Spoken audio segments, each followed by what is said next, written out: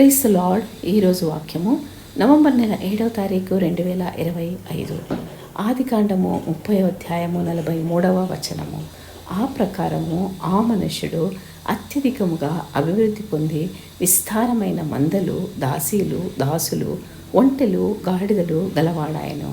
క్రీస్తునందు ప్రియమైన సహోదర సహోదరిలారా, దేవుడు మనల్ని ఆశీర్వదించాలనుకున్నప్పుడు ఆ దీవెనలను ఎవరూ ఆపలేరు. ఆ దీవెనలను ఆపడం ఎవరి తరం కూడా కాదు. కాబట్టి మనము డబ్బు వెంబడి పరిగెత్తాల్సిన అవసరం లేదు. మనము పరిగెత్తకపోతే ఆటోమేటిక్గా దేవుడే డబ్బులను మనకు అవసరమైనంత మటుకు అనుగ్రహిస్తూ ఉంటారు. కాబట్టి డబ్బాష అక్కర్లేదు. ఆయన కృపలో ఆయన మనకు కావాల్సింది ఖచ్చితంగా సమృద్ధిగా అనుగ్రహిస్తారు. ఇక్కడ దేవుడు యాకోబుతో ఉన్నారు కాబట్టి అతను చాలా ధనవంతుడయ్యాడు మరియు ప్రతిదీ సమృద్ధిగా కలిగి ఉన్నాడు. యాకోబును ఆశీర్వదించిన దేవుడు మనల్ని ఆశీర్వదించడానికి మనతో కూడా ఉన్నారు.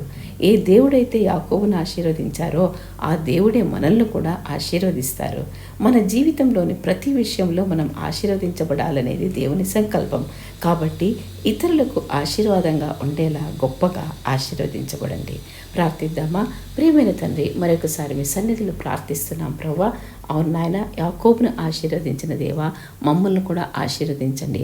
అబ్రహాము, ఇస్సాకు, యాకోబులతో ఉన్న దేవా, మాతో కూడా ఉండి మమ్మల్ని కూడా ఇతరులకు ఆశీర్వాదకరంగా ఉండేలా చేయండి.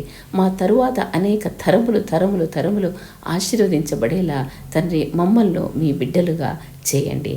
అవును తండ్రి, అనేక తరములకు ఆశీర్వాదకరముగా ఉండినట్లు మమ్మల్ని ఉపయోగించుకోండి. క్రీస్తు సువార్త సేవకై మమ్మల్ని బలమైన సాధనాలుగా ఉపయోగించుకోండి.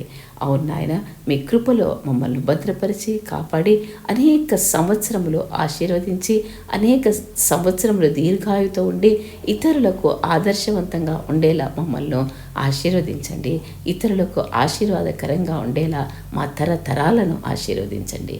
ఇవన్నీ యేసుప్రభు నామములో ప్రార్థించి పొంది ఉన్నామని నమ్ముచున్నాము తండ్రి. Amen, amen, amen. చిరునవ్వు నవ్వు దేవుడు మీపై మరియు మీ కుటుంబ సభ్యులపై తన దీవెనలను కుమ్మరించునుగాక. దేవుడు మిమ్మల్ని దీవించునుగాక.